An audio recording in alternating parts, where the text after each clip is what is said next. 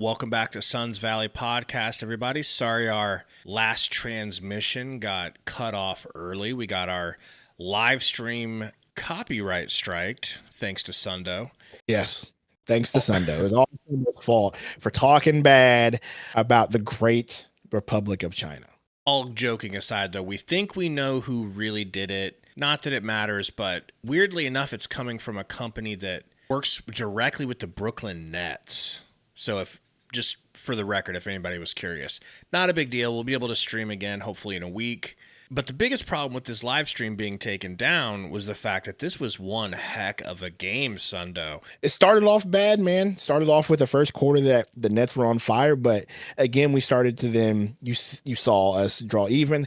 The third quarter, while the stream went down, we saw Booker kind of did end up taking over a little bit, and the team did get it together and ended up tying the game and taking the lead.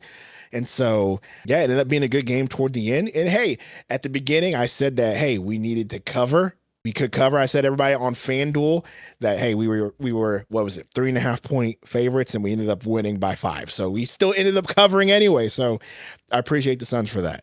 They needed overtime to do it, but they got the job done. And of course, preseason games do not matter. That's not what we're trying to say. That's not the moral of this story. What I'm excited about specifically and why I wanted so badly for the Suns to come back and win the game was because they were down so much to start the game. And to see that this team can and will, down to the last player on the bench, fight and continue to fight through adversity and find a way to come back and steal the game from a team that had you pinned all game.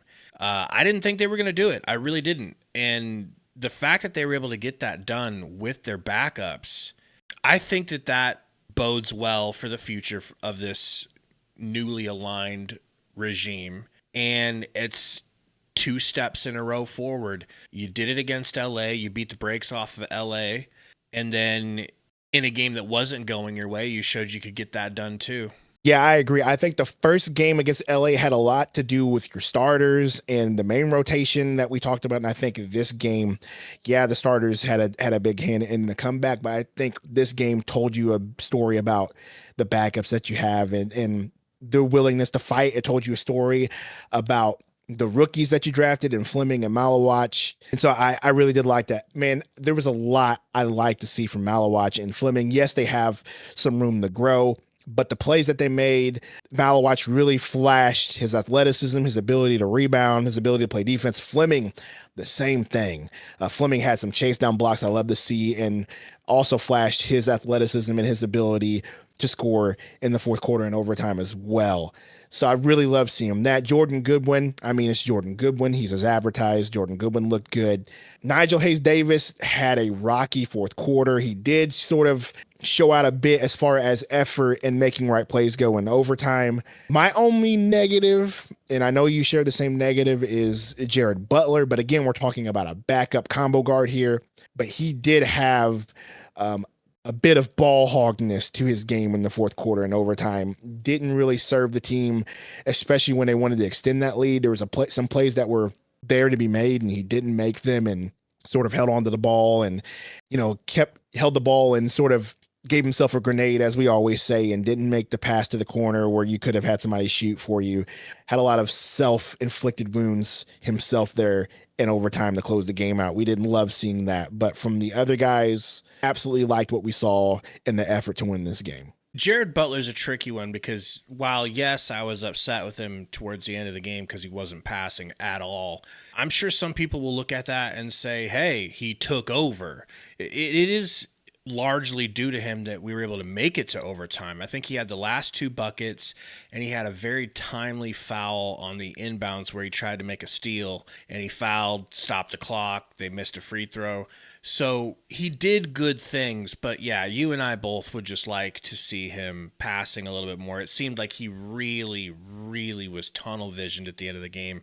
And, but then he goes and throws a great alley-oop to our guy Fleming, who boing, misses the dunk. And it's like, he did pass there, and that wasn't his fault. Right. So back to Fleming and Malawach, though, real quick, man. What a combo these two guys can be.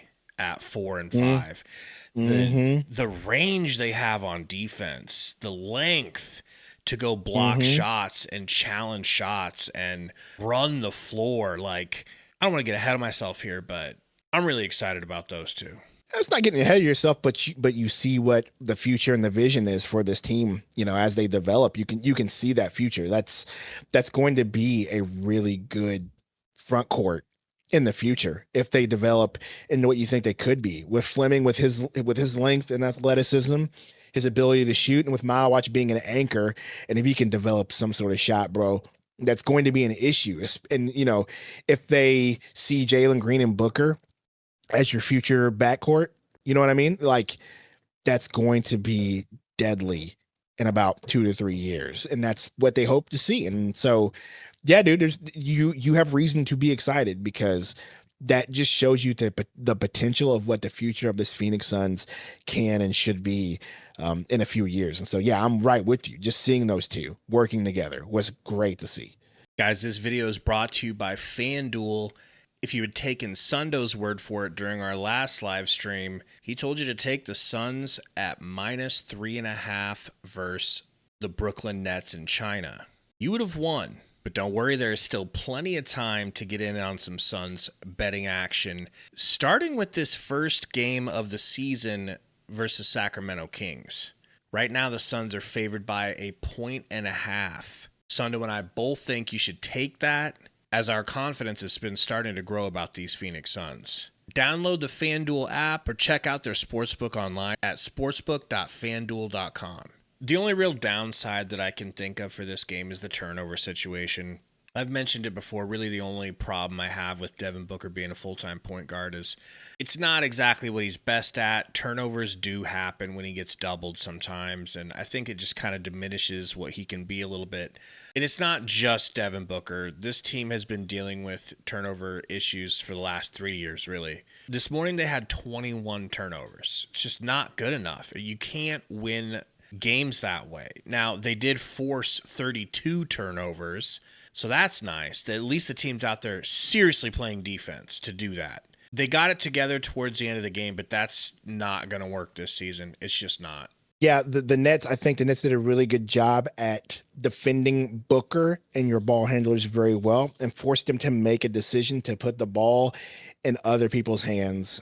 And I think, that goes away a bit when Jalen Green comes back. So let's not overreact to these first two games because we are missing Jalen Green. So I do think him coming back will help those issues in the ball handling for sure. So let's just pump the brakes until he comes back. But it is a problem the way they did guard Booker, Goose, and the other point guards, where off the pick and roll, they just decided, hey, we're hedging and doubling. Go ahead and give that ball to your big men and see what happens. And they didn't give anybody else the ability to make plays. I could see that being a problem moving forward if teams decide to do that. But again, the key here is Jalen Green. If he's back, he does completely change the way they have to guard the entire team, as far as having two dudes who can handle the ball, two people who can attack the basket. You can't just hedge and double like that. So there is that also. Help is on the way, I'm trying to say, but it still can be a problem.